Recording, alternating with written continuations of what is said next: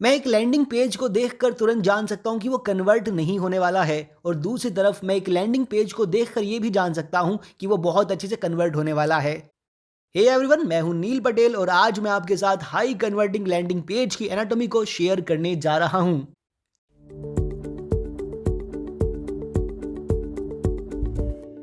शुरू करने से पहले मैं चाहता हूं कि आप इस चैनल को सब्सक्राइब कर लें और अगर आप YouTube पर हैं तो नोटिफिकेशन अलर्ट को ऑन कर लें ताकि जब भी मैं और वीडियोस और टिप्स रिलीज करूं तो आपको नोटिफिकेशन मिल जाए।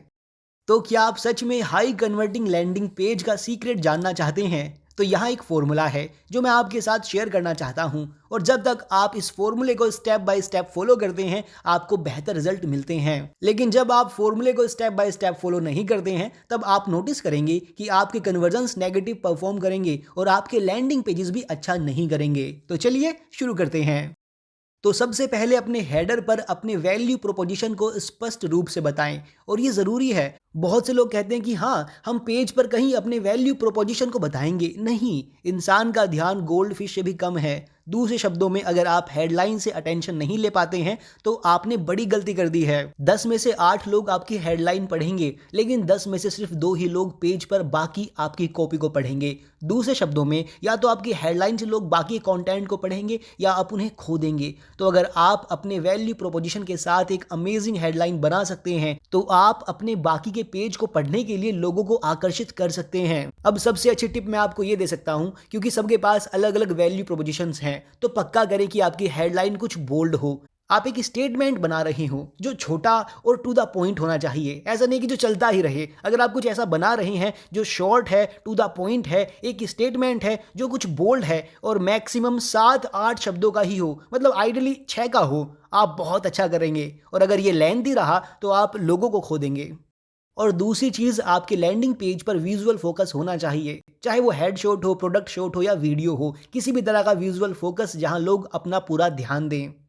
जिस समय कोई हेडलाइन से गुजरता है, उसे पढ़ता है, उसको विजुअल्स के साथ उनका अटेंशन पाना है। आपको उन्हें आगे बढ़ाते रहने की ज़रूरत है। अगर आपके पास सिर्फ टेक्स्ट ही टेक्स्ट होगा और लोगों के पास देखने के लिए कोई विजुअल नहीं होगा तो आप पाएंगे कि कन्वर्जन्स उतने अच्छे नहीं होंगे। आप जितनी हाई क्वालिटी प्रोड्यूस करेंगे आप उतना ही बेहतर होंगे।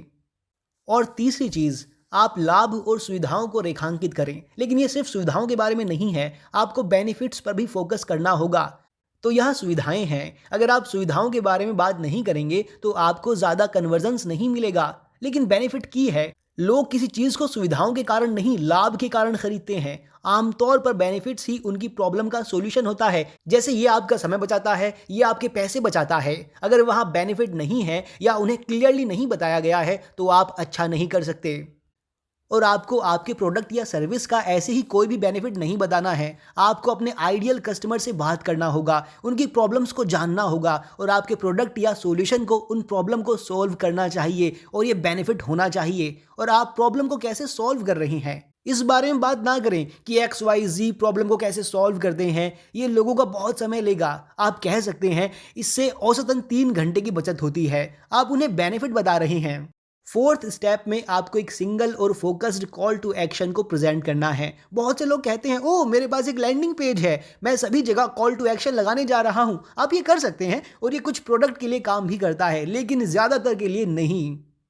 आपके पास single focused call to action होना चाहिए और आखिर में उस एक कॉल टू एक्शन के नीचे आप बाद में और भी लगा सकते हैं। लेकिन जब आपके पास हेडलाइन, आपका विजुअल फोकस है, आप बेनिफिट्स और सॉल्यूशंस के बारे में बात कर रहे हैं, आप ऑब्जेक्शंस का जवाब दे रहे हैं, एक बार जब किसी को पूरी स्टोरी मिल जाती है और वो समझ जाते हैं कि उन्हें आपके प्रोडक्ट या सर्विस को क्यों खरीदना चाहिए और फिर आपके पास कॉल टू एक्शन है, तो उनके कन्वर्ट होने की संभावना बढ़ जाती है। बहुत से लोग इसे करते हुए कहते हैं, हे मैं ये बेच रहा हूं, और वो ऊपर कॉल टू एक्शन लगा देते हैं, इस पर क्लिक करें और यहाँ कुछ डिटेल्स हैं, इस पर क्लिक करें, और कुछ डिटेल्स हैं, इस पर क्लिक करें। और आप पाएंगे कि अगर किसी को फुल पिक्चर नहीं मिलती तो फिर जब वो चेकआउट पेज या लीड फॉर्म पेज पर जाते हैं तो विजिटर से लीड तक का, ये विजिटर से चेकआउट तक का कन्वर्जन बहुत कम होता है। ये आपके चेकआउट या लीड फॉर्म पेजेस पर ज़्यादा से ज़्यादा लोगों को लाने के बारे में नहीं है, ये कंप्लीशंस के हाईएस्ट नंबर को पाने के बारे में है। तो हाँ, आपको शायद ज़्यादा क्लिक्स नहीं मिलेंगे लेकिन अगर उन पेजेस पर जाने वाले सभी लोग कन्वर्ट होते हैं तो आप बेहतर हो सकते हैं।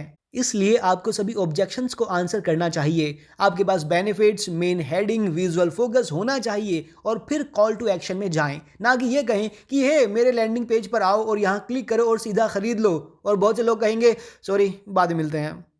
फिफ्थ स्टेप में आपको टेस्टिमोनियल्स और दूसरे विजुअल प्रूफ को शामिल करना है। मुझे रिव्यू करना पसंद है, चाहे ये सर्विस हो या प्रोडक्ट। रिव्यूज़ अमेजिंग है क्योंकि इनसे लोग सच्चाई जानते हैं, वो कैसा फील करते हैं, कैसा फील नहीं करते हैं, क्या ये अच्छा है या बुरा है। और इसे शामिल करने से लोगों को समझ आता है कि क्या ये उनके लिए सही है या उनके लिए फिट नहीं है।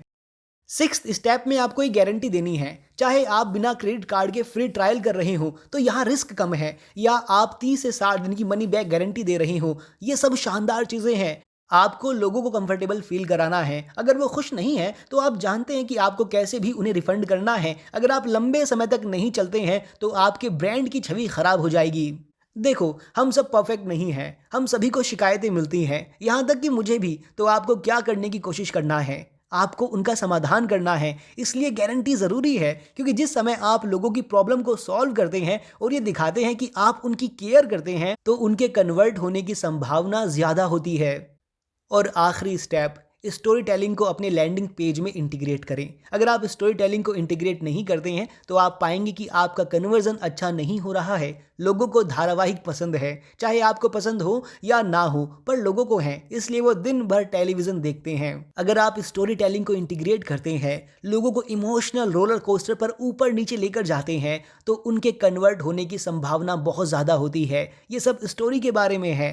ये 1000 साल पुरानी मार्केटिंग टेक्निक है जिसे हम इस्तेमाल करना भूल गए हैं। ये पहले भी काम करती थी और आज भी काम करती है। वहाँ कौन से चैनल हैं कोई मायने नहीं रखता, चाहे कोई भी एल्गोरिदम अपडेट हो। स्टोरी टेलिंग बहुत ही असरदार है। आपको इसे अपने सभी लैंडिंग पेज में यूज़ करने की ज़रूरत है। इस वीडियो को देखने के लिए धन्यवाद। अगर आपको अपने कन्वर्जन ऑप्टिमाइजेशन के लिए मदद चाहिए तो मेरी एड एजेंसी नील पटेल डिजिटल को चेकआउट करें। नीचे कमेंट करें, सब्सक्राइब करें और इस वीडियो के बारे में लोगों को बताएं। चीयर्स।